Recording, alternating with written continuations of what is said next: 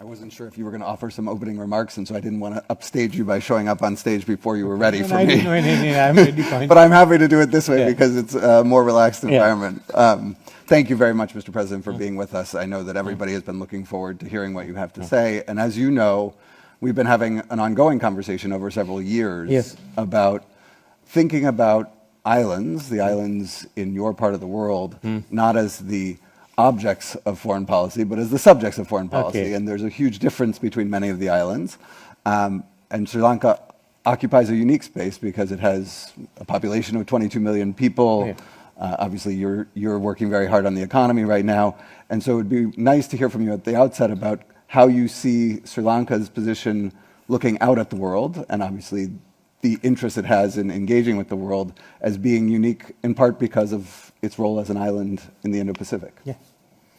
Well, we've been engaging with the world for about 2,500 years, mainly because of our location. Some time back, a person asked me whether whether we are pro-Indian. So I said, or pro-Chinese. So I said, definitely I am not pro-Indian. And added by saying, I am also not pro-Chinese. So he asked me, then are you neutral? I said, no, I am not neutral. I am pro-Sri Lankan. And that's what a lot of people don't understand. That today our priorities are not the same as that of the big powers and others in the region. Whether it be the Indian Ocean or whether it be the South Pacific Islands, our priorities are different. Economic, social, ecological. We are prepared to work with any actor, state or non-state actors, who will help us to achieve these objectives.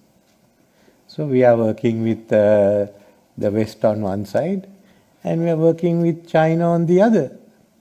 So this is basically Sri Lanka and others, the South Pacific Islands, are all in the same boat.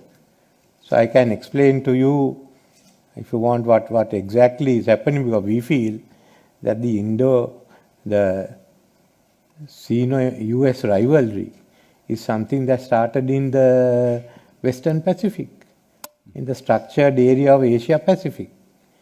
And it still functions. They all meet to have APEC while it's going on. But now it's spread out both to the Indian Ocean and to South Pacific. Why we are getting pulled into it, it's difficult for us to understand.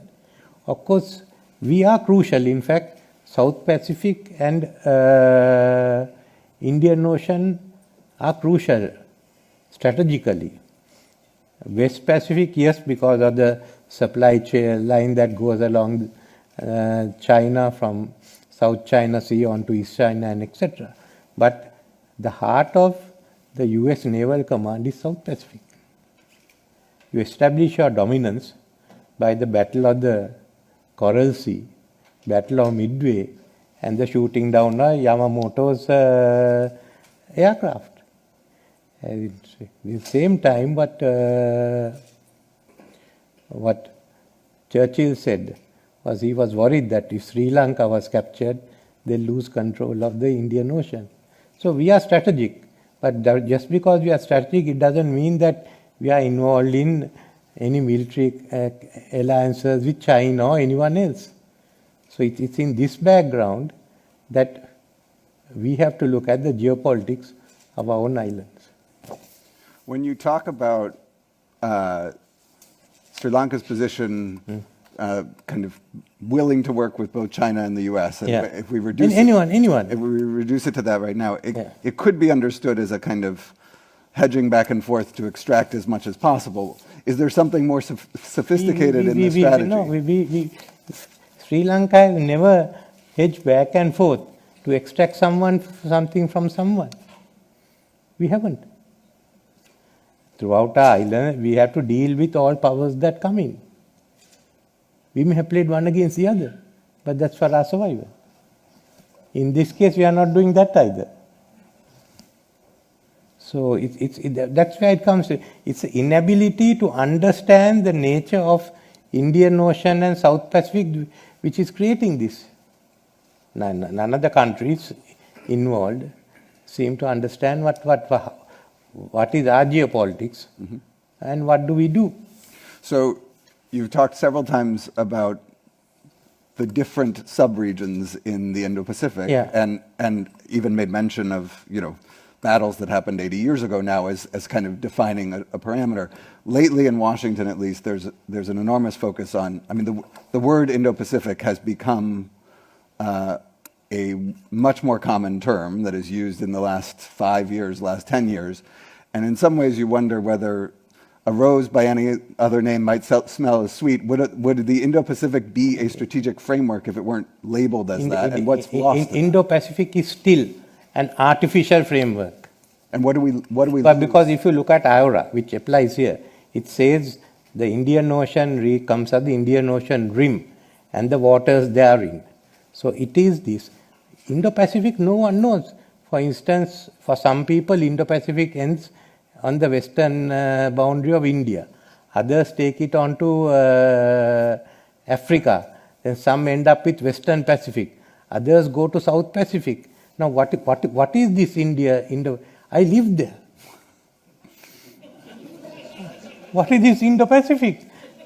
I became Deputy Foreign Minister in 1977. I've seen all this. I know this. I have seen China and US taking on India and Russia. Now I am seeing US and India taking on Russia and China. That's all that has happened. You are trying to find an excuse to bring all of us in. What do you think? I mean, I have gone, I have spoken with the 7th Command. I knew how General Zia did everything. So that doesn't matter. So all this is outside that. You can't talk anything, but since I am the oldest person here now, I can tell you, this is all. From fighting global rivalry with Soviet Union and India on one side, China and America on the other side. That's where we all got hammered in between with wars and all. Now it has turned the other way around. So China, US has gone with India, and China with Russia. How did Indo-Pacific come? It was that Indian Captain Khanna's first theory, that you could intercept the Chinese ships on the Indian Ocean. From that, Mr. Abe came, and otherwise Mr. Abe's statement of the confluence of two oceans. But it was nothing else. It just came out of Captain Khanna's, I think I haven't got the book yet, but most of you will know, Captain Khanna, who said, this is the way to intercept the Chinese supply line. That's all. Okay, so all this has now been dressed up as Indo-Pacific and all. It's not. I mean, I will tell you, not only war, even later on. In the war, there were three basic units. You had the Admiral Nimitz in one part, Admiral Mountbatten on our part, and Chiang Kai-shek there. So you have to bring them together. You can't bring them together just by saying Indo-Pacific. So, granting for a moment that the term Indo-Pacific has caused some strategic gaps from people in Washington or maybe even in Beijing and elsewhere. You mentioned IORA, and I know Sri Lanka is about to take over the chairmanship I think next year. So, give me a sense of what a more strategic view is and how you're thinking about that chairmanship. No, if I look at the developments there, that is taking place, there is the next round of rivalry going on, and that's taking place in Asia. It's a question of China versus US on how are they going to divide their region of influence in Asia, because it contains certainly, firstly, the South China Sea. It is Taiwan, and then East China Sea. So that's it's within this that you're trying to work this out. But Of course, even earlier, US has been very particular about its base in East Asia. You know, in 1997, when Japan proposed the Asian IMF, US got hold of China and killed it. So from what we see, it's a game that has been going on. This is more because it involves military power and a reach which Japan never had to go out there. But it's basically geopolitics and power politics. Our complaint is, why the hell are you pulling us into it? Okay, I understand. I understand the criticism of U.S. policy and Chinese policy. Yeah. What's the affirmative agenda for Sri Lanka? Where when you sit in Colombo, what are you trying to accomplish in the region for Sri Lanka? No, what we are trying to do in Sri Lanka is for the country to develop. Of course, we know that we are the main island, the strategic island in the ocean. That's to the east of us is the seaway to Singapore. To the west of it, the line up to Suez. So there are the islands on this line except Mauritius, which is on the Mozambique Canal. So what we want to do is to develop, and for the purpose of developing today, there are many options available. So we are taking follow. I mean, basically, China has come up with its maritime Silk Route, and there has been assistance given everywhere. Then India is now coming up with Saga. Before both of them, Japan still has the best network for foreign assistance. So we want to use that and develop the country. That's all that we are trying to do. I know that you've obviously recently signed a new agreement with the IMF as part of your effort to shore up the economy. And I wonder if you take a bigger view kind of over the next 3 to 5 years, what do you think the international financial institutions, World Bank, IMF, can do to support the aspiration to both get the economy stabilized and also to invest in the way that you would like to invest in Sri Lanka's role in the region? With IMF and others, we are doing far-reaching economic restructuring, which should attract people there. And IMF has given us support. Of course, they give a growth rate of about 3.5%. But we want to go ahead and ensure it goes to about 5.5 to 6. That's our own effort. But there are other issues that are there which may not be connected to us, but the whole issue of the global debt and the low-income countries, I think that has to be resolved in the next few years. But that can have adverse impact even on Sri Lanka. But otherwise, we are looking at development. With India, we are negotiating the comprehensive economic and technological partnership. We are also now applied to join the RCEP so that our markets become bigger. I mean, we have no military ambitions. Okay. I have several more questions, but I want to welcome the audience to use the QR codes that you have to submit questions. They will show up on my iPad here once you submit them, and that way we can take a few questions from the audience. And if you're watching online, please feel free to submit. They will also show up here. Can you say a little bit more about kind of the Affirmative project economically? How you see what are your 3 priorities in terms of the economy right now? Well, the economic reforms and certainly, shedding a bankruptcy status. Within it, the lowest hanging fruit is tourism. Next is food security, modernizing agriculture. From there onwards, we'll work the rest out. Okay. You mentioned kind of Sri Lanka's uniqueness as an island, both geographically and partly because of its size. Many of the islands that are participating in this dialogue have a much smaller population. Do you see a role for Sri Lanka as a kind of group spokesperson at some stages for articulating the special interests of islands? No, we will talk of articulate the special interests of the islands, but also the Indian Ocean. Sri Lanka is now taking over the chair of IORA. Yep. And we feel that IORA has to be strengthened. structurally. So we will work on that. Secondly is that the whole Indian Ocean is now going through sort of a new power arrangement. Firstly is the Quad. The Quad is joining up, we found, with G7, and they are talking of bringing NATO in.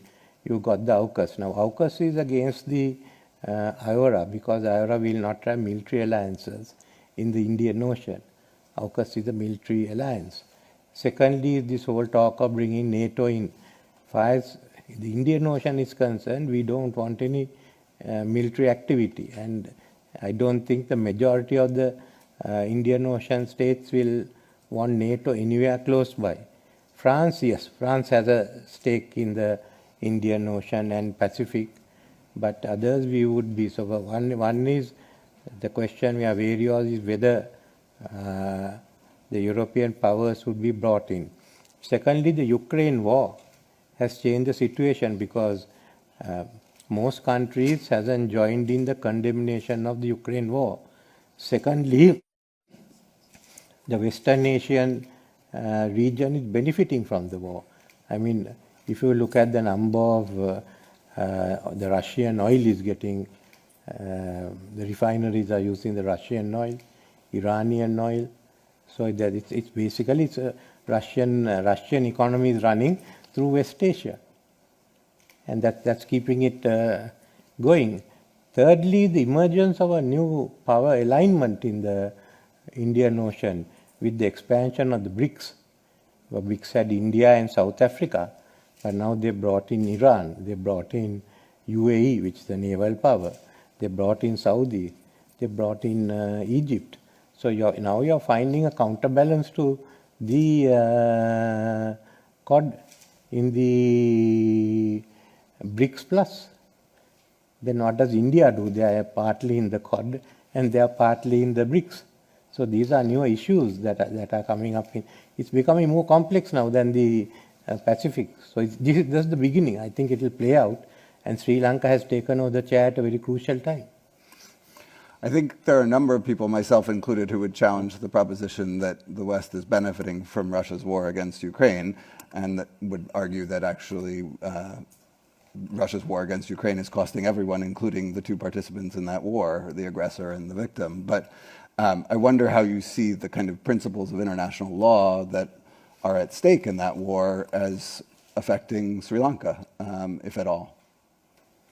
What are the principles of international law that are there in Ukraine? Respect for international borders, which a majority of the UN member states have condemned the violation of borders by force against law. War crimes are part of international law, and the use of war crimes as a tool of war by the Russian state is a violation of it. Russia has invaded Ukraine. There's no question about that. Question about it. The issue was, there are two ones. I'm only telling one part we discussed. Issue is that, this has taken place, but did Europe take sufficient steps to avoid this war, because of the worry that two world wars started in Europe? Second one, Europe had to be bailed out by you all and the Russians and the rest of us in Asia and Africa. So why is it that they didn't resolve this issue? But outside what I am talking, there's another one which goes in, which I haven't. Okay, I have not said that, but it has force in it. They are saying, you are talking about Ukraine, why are you are not sorted out Palestine for 75 years? That one is not for lack of trying by a number of parties. I'm only telling you what they are saying, so you can argue with the people who put this forward, but that has also taken in some parts of Asia that view, especially on the Western Asian side. But basically it was not the time for anyone to go into fighting. The beneficiaries have been some of the Western Asian states, not Sri Lanka. We have lost our world is suffering for. Yeah, we have all this thing. I'm not justifying it. I'm only saying one reason is did they try enough. But more than that is everyone wants the war to come to an end. But what I'm saying is the Ukraine war has brought a new situation in that this has become the center towards West Asia. Right or wrong, it has become a center. Then you get the BRICS operating there. So something new is coming up on the Western Indian Ocean, and with China's connections to that, it can change the picture. Mm-hmm. Do you mentioned AUKUS, which isn't a formal alliance, but is an agreement between several powers. Do you think that there's any opportunity for, as you take on the chairmanship of IORA, any opportunity for dialogue between the participants in AUKUS and IORA to try to reconcile some of the tensions that you recognize? AUKUS is a military alliance. I've read from the time it came, we've read every paper. It is a military alliance. It's moved against one country, China. So what they forgot was that when they did AUKUS, they forgot that there was what were the IORA's agreements, the Jakarta Declaration. So and also the IOPZ resolution in the UN. But AUKUS falls into that category, in our view. Okay. Is there an opportunity for constructive? No, and secondly, okay, I'm asking another question. It's a military one. What is Britain going to do in the Pacific? Have they got any planes? What will happen if they come during wartime? Is that American aircraft which can be used against, say, if you have to use it on China, will be spent on protecting the Prince of Wales or Queen Elizabeth. Without that, it will go down just like the original Prince of Wales. So actually, it's a disadvantage for you all. If they turn up, for the simple reason, you will have to divert your planes, which can be used on an offensive role, into a defensive role. You will lose about 75 to 100 planes you get in there. Okay, so you think AUKUS is a strategic misstep by the participants in AUKUS, but I think it's a strategic misstep. I think they made a mistake. Anyway, it's not for me to correct it. And basically, I don't think it was needed. It was really not needed in my view. I don't know what they have to say about the Pacific, but certainly not in US, in Indian Ocean. And leaving that aside, I think it's a burden on the US. Putting out your planes on a defensive role when it should have been put onto offensive role. That's all I have to say. Let's turn to the BRICS expansion, the BRICS Plus. Yeah. I can see why that could be a story about kind of an emerging constellation of actors who could counterbalance in some way a G7 or something like that.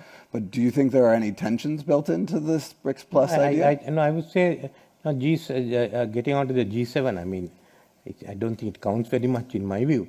If you take US out, what else is there? There's a number of other advanced economies economics, yes. on restructuring as the economic side, yes, not military side, no. I'm telling the BRICS. Why the expansion of the BRICS? I've spoken to some of them. It is that they think this is being dominated too much by both the G7 meeting was one reason, and by the Quad. They feel they are this thing. They have a right. They are not going to give up their rights. Both Saudi Arabia and UAE are coming out as naval powers now. Okay. I'm going to turn to questions from the audience now. Okay. Chinese research vessels and spy ships visited Sri Lanka, and you've introduced a standard operating procedure for foreign vessels. How effective is this, given China's significant geoeconomic presence in Sri Lanka? There are no spy ships in Sri Lanka. If anyone can establish it is a spy ship. There are research ships because we have, the China Academy of Science has agreements with the National Aquatic Research Agency and some of the universities. And under that only that research ships have come in here. And the research ships have been coming in for the last 10 years. So it's not an issue there. But as far as the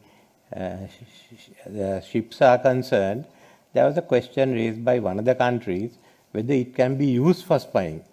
No, we don't know. I don't know that. So the standing operating procedure was set by the Sri Lankan Navy. Recently, we had discussions with India, and we've now opted, we've taken on all the amendments. So any ships that come in now are according to an operation procedure which we have done together with India. So I can't see any ship that's a threat coming in through that operating procedure. Okay. Okay. On climate change, somebody asks, for people who don't know much about how Sri Lanka's climate-related issues, what are the most important ways in which Indians and Americans and others around the world can act in support of Sri Lanka's clean ocean and green tech efforts? No, we are discussing on that, especially with Europe and Korea, Japan, and with US. It's the total. We have brought out a climate prosperity plan, and we are working on to that. So it's a question of how we go. We find the technical assistance. We will obviously, and we are working to accelerate our date from 2050 to 2040. And there is a lot of involvement with these countries. Okay. You mentioned that tourism was part of the low-hanging fruit in terms of economic development. Are there any reforms that you think are important to unlock that low-hanging fruit? There are. We are going through the restructuring. That you're talking about the debt restructuring, or no? It was the reforms in the tourism sector. In the tourism sector. We're taking the state agency out and bringing the private sector to lead the markets and decide. I've given them the targets from 2.5 million. We must go up to 5 million, and we should earn at least $500 to $700 a night per person. So it is complete upgrading. I don't think government agencies can do it, but private people, both Sri Lankans and outsiders, are coming in now. It will be a complete overhaul. It will be a sort of a new. Somebody asked, the phrase rules-based order has made a frequent appearance in political statements, and obviously I recited a version of it just a few minutes ago. And in political statements and declarations in the Indo-Pacific region, what does a rules-based order mean for Sri Lanka? For Sri Lanka, rules-based order is an order that is based on the rules made by the Indian Ocean Rim Association in the Indian Ocean. That's all. And there's no global perspective. It is a regional first perspective from your. Well, there are no other there. We certainly the first one is the freedom of navigation. Second is this. You don't mind? I mean, I would favor a freedom of navigation agreement for the Indian Ocean only, but on two conditions. US must sign it, and China must sign it and abide by the decisions of the tribunal.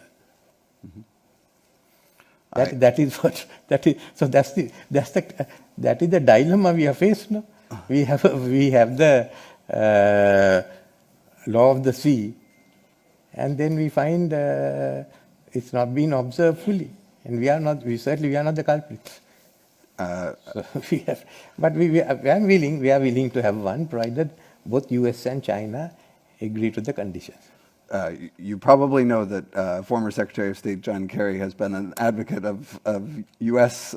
Accession to the Law of the Sea Treaty for many years. So he's a good man. You would find a sympathetic ear in trying to figure out a way forward. I'm conscious that we don't have that much time left, and I wanted to ask two questions in closing. One is, if you could observe, to offer an observation on what you think about the development of the U.S.-India relationship and what that means for Sri Lanka, if anything. What do you expect out of that relationship in the next 10 years? We could see the U.S.-India relationship moving closer. Gradually, that's taking place. And both of them acting together, it's a matter for them to decide, just as much as Pakistan wants to work with China. We've got to learn to live with all that, provided there is no threat to our independence.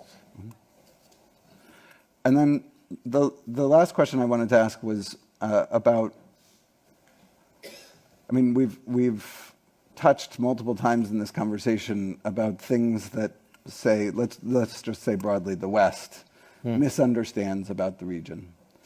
And if you were to offer an observation of 2 or 3 things that you think are most misunderstood about either Sri Lanka or the region, the Iora neighborhood, what do you think is most misunderstood? What misunderstandings? We have come to conclusions.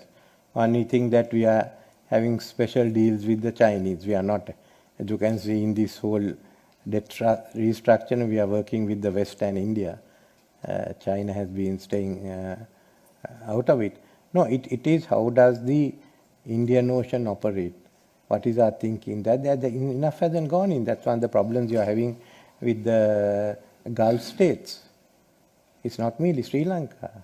No, I'll give you one example. We are going to take over the chair of the Iora. I mean, in my time, that I have been president, and no one in the State Department has even discussed the whole issue or discussed this matter with us. With the US government, yes, Janet Yellen and all of us are talking on the debt restructuring. We are talking on so many other issues, even defense, how our people are being trained, what has to be done. But you haven't had any engagement on Iora? No, they have not engaged with us. I mean, why should I engage with them? If they are coming to my area. We have the Deputy Secretary of State speaking next, so maybe we'll... That you all have to sort out, yes. And no one has spoken to us. Has anyone spoken to you? No. Minister says no. So how can you understand us if you don't want to speak to us? Okay, so one misunderstanding is the assumption that there's some kind of deals going on with China. Another is that that you would say that the West doesn't engage enough. Yeah, and we are really being affected badly. Right, with the Hambantota, I mean, every day it's being put out. It's a Chinese military port. Sri Lanka is putting on with it. It's not the case. It's a commercial port. It's a commercial port run by China Merchant. China Merchant runs also part of the new southern port. Indians are running another part of the another terminal in the southern port. China Merchants runs the terminal in the Hambantota harbour. Security lies there with the Sri Lanka Navy, which is situated there. We are building a new way, and we have a brigade stationed in Hambantota. So if anyone wants to take over, they must first bring a brigade and land in Hambantota. Okay. All right. But we every day we are attacked on this Hambantota. I thought when the non-aligned conference comes, I am going to ask them to go into this whole issue and decide whether it's a Chinese military base or whether it's a commercial hub. So if you could choose one thing to change about US policy in particular, what would it be? Well, anyway, you all will decide that next year, so why should I do it?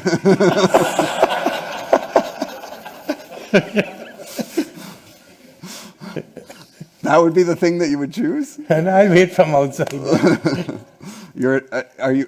Quite seriously, do you feel yourself to be in a wait and see mode? No, we will go ahead with this and let's see what happens, because whatever remember, unlike the Pacific, the emergence of the BRICS Plus is a new development no one is thinking of. And Russia has also strengthened its relationships in that area. And then China and Russia has brought Saudi and Syria together, and Iran and Saudi together. Okay. You've been a very good sport, Mr. President. I appreciate your being willing to jump back and forth through different subject matters and take some hard questions. We're delighted to have you here at the Islands Dialogue, and I think it's really important that Sri Lanka continues to play a leading role in being a voice for the region, because there are such unique challenges that can't be solved alone in the region and that need the voice of the region to guide engagement from others. So thank you very much for your time today. Thank you for being with us, and thank you for this conversation. Keep an eye on the Indian Ocean. You can count on it.